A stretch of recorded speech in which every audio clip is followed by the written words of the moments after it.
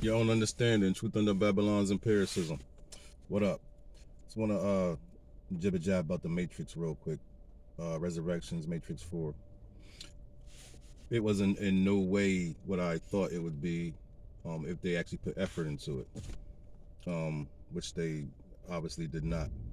The, the problem is if you are a true Matrix fan, if you have, basically adopted the the collective revelation of our encapsulation, which we call, the Matrix. If you have adopted that as the principle towards the establishment, a way to think, a way to regard the establishment, um, and you watch this movie, you're going to hate it. If you're quote unquote a true Matrix fan, you're going to hate it. So if you take it too seriously, you're going to hate it.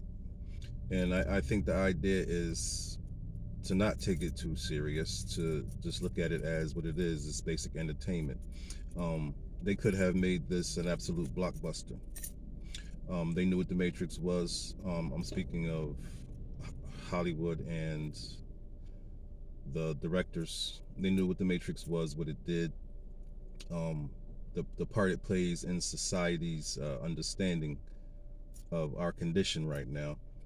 They could have made it a blockbuster with a little imagination, which most likely they do not have. So you got what you got. And to me, it was an esoteric mess. And it was more of a cash grab than anything, in the sense that you have to send it through the proper channels of approval before you can even get it, on screen. So obviously they approved that shit. And for a couple reasons. Number one, to quote unquote blue pill you back into the hopelessness of what is, of what we have right here as far as our regard to current events, current affairs, just everything that we are experiencing now. Blue pill you back into, the sleep, because your emotional daddy, the Matrix, that endearment that you hold upon it, failed you. Just like your real daddy, it's failed you. So if you have actually adopted the Matrix trilogy, just the whole Matrix idealism, as a way to support your emotional state, emotional parenting through, concepts given that may relate to some things that you may be experiencing or think you are experiencing, then if that's what you've done, then poor you, you're a baby in intellect. The Matrix isn't to support your emotions and support, your own personal perceptions of your own life and what is around you.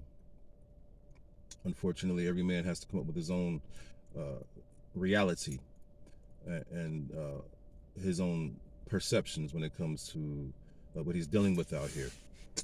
This is for men to be men and to express through their natural masculinity and their manhood, to express themselves in their natural state. And this is a very unnatural state, so men can't be men. Men aren't men. What they are making is effeminate drones through media, through basic propaganda, through fear, through intimidation, all these things. And just to get back to the Matrix really fast, you have to understand, if you are a thinker, if you are within the isness of the ether, with your resonance, and you're open-minded, so to speak, you can come to the conclusion that everyone is dead in the Matrix. There are no humans left. Obviously, the machines won. And if you look at Smith, he's the key. Smith is the one. Smith is the one that will free your mind from any misconceptions when it comes to intelligence, because no intelligence is artificial. Light is not artificial. Light is what is. Light is us. Information is driven by light. So energy is a byproduct, and you have